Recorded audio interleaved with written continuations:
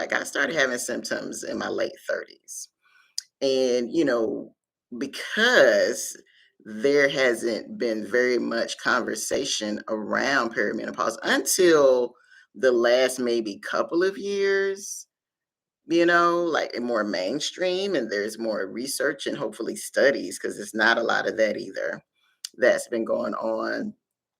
Um, a lot of folks don't really understand like the impact that it has, right? It has on people. And so I wanted to really touch on it from that perspective. How it can start early. So I want to first just talk about symptoms I experienced, right? Probably like you in your 30s, you go get your, hopefully, are going to get your annual um, uh, gynecological exam, as you should. Um, Going to get your annual, treatment, or rather follow up with your doctor. You may go for a sinus infection and all these other things, but you may not have, unless you have had some major health issues in your 20s and 30s, you may, just kind of go and do your thing and come, and that's it. And that was really me. Like I didn't have a lot of major health things. I think my biggest thing was probably GERD, which was I honestly think was stress related, and that's certainly a different conversation. But because I don't really have it at all now, and my eating has changed, but not to that degree. So, but that was the biggest thing was that, and so I really wasn't attending to a lot of things, and so when I thought about some of the symptoms that started, just very um it was very, like, insignificant, it felt like, because it wasn't something that once I, started having full-blown perimenopausal symptoms, so it wasn't something that was really significant, but as I think back, like, "Oh, that was happening when I was, like, 37, 38." And one of those things was mood swings. So when I'm not a person that is moody. Some people might disagree, but I'm more kind of like I fool with you, I don't. But that's a whole nother story. But so I'm not a really moody person. Like I'm who I am is who I am, in terms of emotions most of the time. But I just remember like once or twice, like having like severe mood swings. Like I would like get really depressed, like out of nowhere for no reason at all. Just like get really, really depressed. And it might have happened like once or twice in my late 30s. But I just, thought, well, maybe I just need to exercise or do something else. I didn't know. But it certainly was a symptom that was a little scary because it was really outside of how I operate, I'm just my day to day. So having mood swings, and for me, they were more depressive than anything, and it would last like all day. It's not something I could just shake off and like, oh, okay, or like self talk myself through because it wasn't my emotions per se. It was my hormones, right? It was my hormones. My hormones were um, taking control, right? And I didn't realize that. Another, probably the biggest one for me might have been the shift in my energy levels. And I know we kind of joke about, being more tired when we, as we get older, but to be in my late 30s and like want to take a nap, because I'm not a napper, right? And so I think that's the other thing is like pay attention to things that are not normal for you. Now, if you're a normal napper, that ain't gonna, ain't gonna make no difference to you, no way, right? But for me, it definitely was like I'm taking a nap. I didn't take naps in kindergarten. We were supposed to be napping. I was up trying to see what was going on up in here in kindergarten class. And so I started, just being more tired. My energy levels were a little bit lower. Again, it wasn't so significant that I felt like um I don't know, and it didn't feel so significant where I paid much attention to it, right? So this is a retroactive. This is, me thinking about back then, like, oh wow, this was happening. I didn't even realize that's what it was. But my energy levels definitely decreased for sure. Started to decrease. feeling more tired, lacking energy, again, wanting to just like, I just want to nap. I just want to, not really do anything. So that was another one. Another big one for me, which was hard to pinpoint, was short-term memory loss, right? So if you, again, 37, 38, 39, and starting that, going into a room and don't remember what you came in there for, like that started for me. But because I've always, when I was younger, and even as I've gotten older, but when I was younger, I was like the absent-minded professor, like I could not, I just wouldn't remember to do things and just would be kind of forgetful and stuff like that. So I didn't take much heed to that initially because I just thought I'm just being the grown up version of my little child self, And it was just I didn't pay attention to it. But of course, as I progressed, once I got into my early to mid 40s, then it really became a thing. Like not just I forgot why I came into a room, but I forgot what I was just saying. Like, what was I just talking about? And hopefully you're talking to somebody who is, not who is not dealing with short-term memory loss too, because both of y'all lost. And trust me, I have a few of my girlfriends who we're like, girl, I don't remember, you don't remember. It eventually will come back. But that started to sneak its head in is that being forgetful, that short-term memory as well. One of the physical aspects that happened for me was I started to get more headaches. I started having more headaches, and there were headaches that were not related to PMS because I knew my PMS symptoms at that time pretty well, right? Like I knew that if I, once my cycle was about to start, I would get a headache, crave sweets, I'd be a little irritable. So that was kind of like clockwork. Then I just started getting headaches out of nowhere, and they felt different, right? Just something about this felt really different. And and I had my ibuprofen ready, for that. But as I progressed, they got worse. And I'm one of those people that I'm always trying to figure out why am I having this headache? What is this about? Why am I having this headache? And so that started happening a little bit more frequently too. It wasn't enough where I could again connect it. And I'll say this is that it's hard to connect something to something else to an end result when you don't know what the result is. So if you don't know anything about perimenopause, or menopause or what have you, then you're not even going to connect it with that, And so that's why I think it's so important that now this is coming out more and more people are talking about it.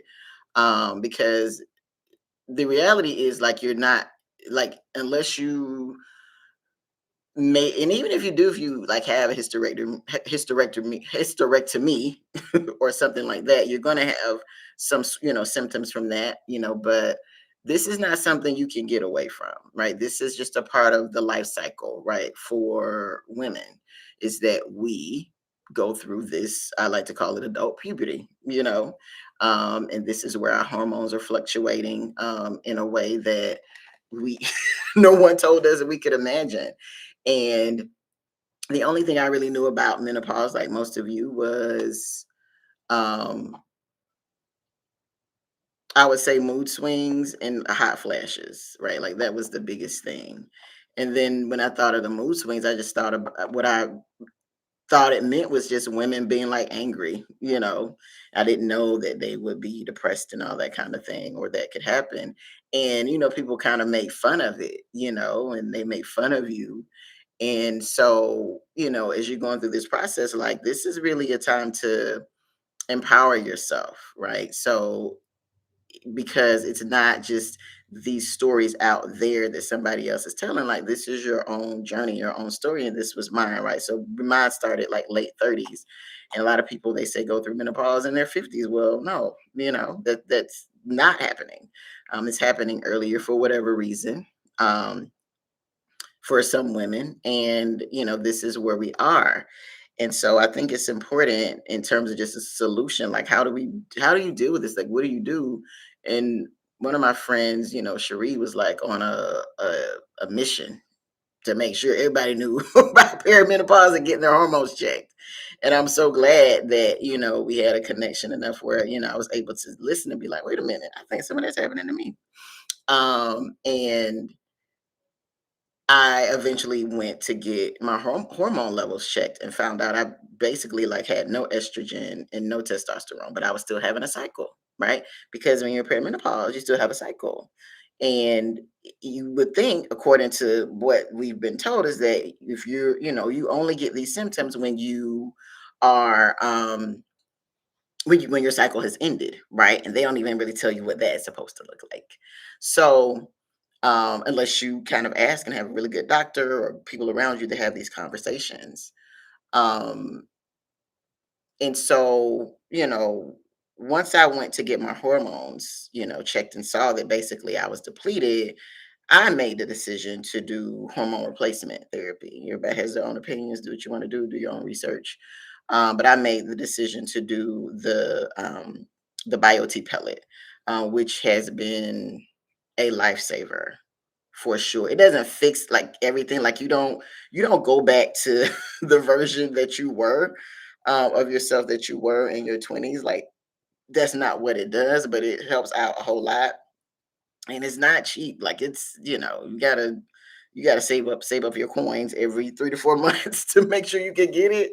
But I listen, I might go a few meals without a few meals so I can make sure I get that pellet. But the first thing though I would say is, initially just get your hormones checked, right? Go to your doctor and, tell them, just like I just want to get this checked, I want to get checked. I just want more information. And I hope what this does is helps you become an advocate for your own healthcare. I don't think I was that good of an advocate.